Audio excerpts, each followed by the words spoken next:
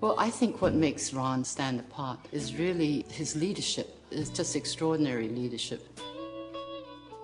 From the time when I first heard him when he was on the Berkeley City Council in 1967, and his ability to articulate what was really making us angry and concerned, worried all at the same time, he was able to channel it and say, let's come together and work together to find solutions.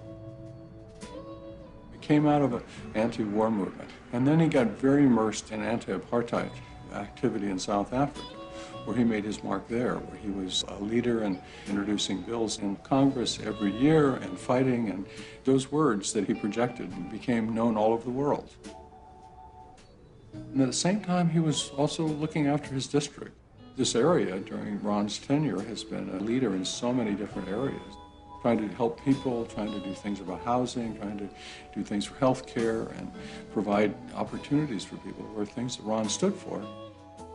Ron always taught us as his staff that when we make decisions, just ask one question, and that question is this the right thing to do? And he said, if you answer that question yes, then you move forward and implement whatever decisions you made. If it's no, then you don't.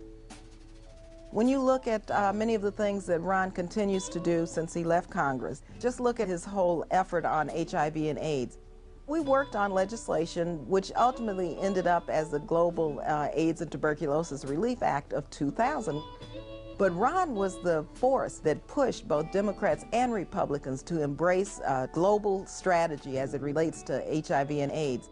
I'm speaking loudly because, as I've said in many fora, you cannot whisper about human life and this incredible level of human misery. We have to talk loudly about it. We have to hear each other. We have to burden each other with the knowledge so that no one has the excuse of saying, I didn't know.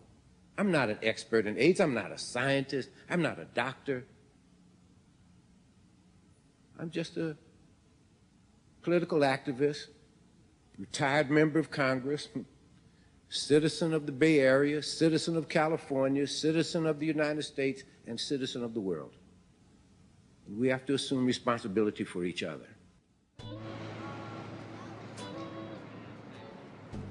Working on all of the issues that he works on, he still has that deep sense of passion, concern, and vision. And he is as brilliant of a leader and an elder statesman now as one could find anywhere in the world. What he's talking about is really basically social justice.